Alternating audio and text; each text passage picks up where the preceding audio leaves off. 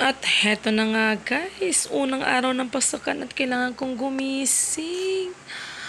Hay, ito na naman at maaga tayong gigising. Siyempre mag-a-alarm tayo para makabangon tayo agad.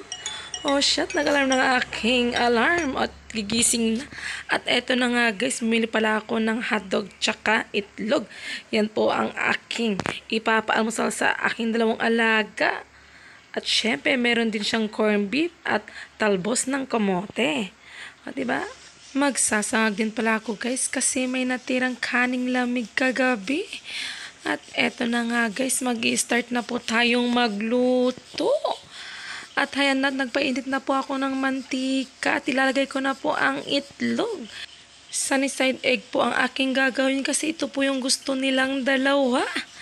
At hayan na po. Nilagyan ko rin po siya ng magic sarap para lalong sasarap ang itlog. O, diba? O, siya. At alam niyo naman guys, pag first day ng school, excited yung mga bata. Minsan nga, hindi na nga sila nakakatulog. Sabi ko nga sa kanila, matulog sila ng maaga. Kasi maaga ang pasok nila. At dapat maging okay at presentable ang kanilang mga mukha pag unang pasok ng klase. At syempre, andyan yung hanapin mo yung room mo. Lalo kapag bago ka lang sa school. O diba? Dami mo rin makikilala mga kaklase mo at mga kaibigan na makikita sa school. Minsan nga, iniisip ko parang ang sarap talagang maging estudyante. Yung tipong papasok ka lang, tapos mag-aaral ka lang, pero andyan yung stress minsan. Lalo pag madaming pinapagawa si teacher. O, diba guys? O guys, relate ba kayo dyan? Hay, naku talaga, nakakamiss talaga pumasok. At syempre, ang lagi mong inaabangan, yung baon mo. At ito yung pinakagustong subject ng mga estudyante.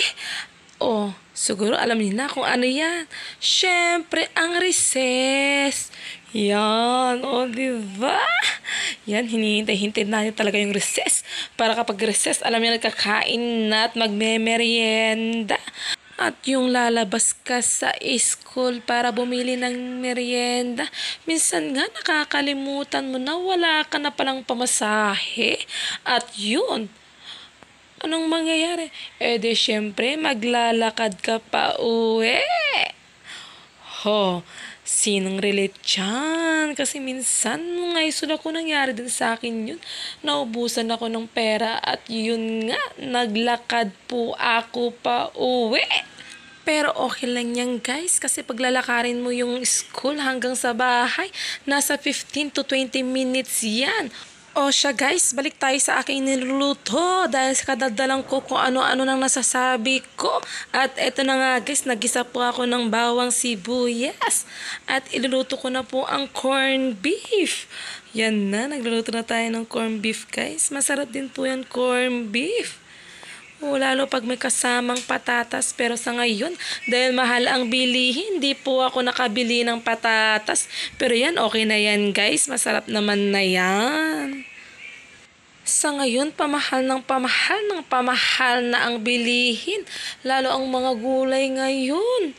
Kaya mas maganda talaga yung magtatanim ka ng halaman or gulay para makatipid tayo guys kasi sa mahal ng bilihin. Pati nga po yung bigas is ang mahal na po. Hay naku, umaaray na po ang aking bulsa.